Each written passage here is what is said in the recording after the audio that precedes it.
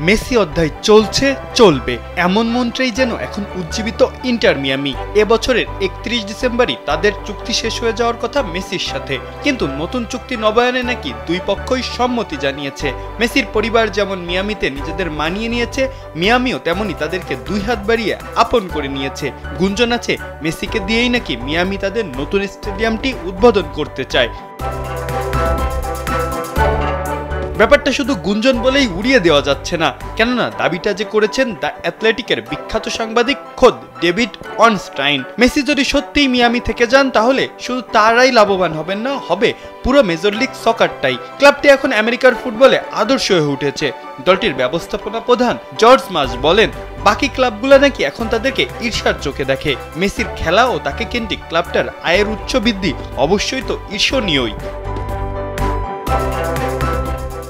MLS এর এক ক্রীড়া পরিচালক নাকি আবার দ্য অ্যাথলেটিককে জানিয়েছে, মেসি আসার পর থেকে নাকি লোকে এটাকে মেসি সকার লিগ বলেও ডাকা শুরু করেছে। জনপ্রিয়তা বেড়ে গেছে বহুগুণ। এমন প্রচারণা লিগের জন্য নেতিবাচক কিনা এমন প্রশ্নে জর্জ বলছেন, এমনটি মনে হবার কারণ নেই। মেসি পুরো আমেরিকান ক্রীড়াঙ্গনের জন্যই আশীর্বাদ।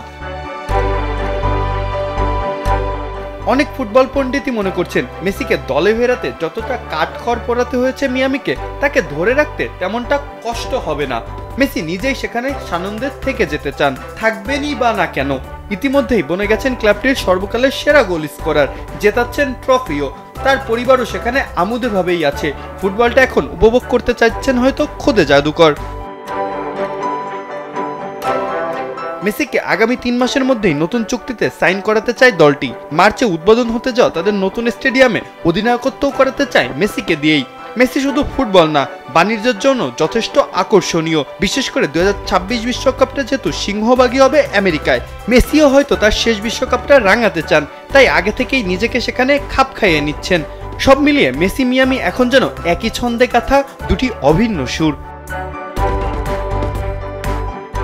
মাহফুজা আহমেদ, কালবেলা।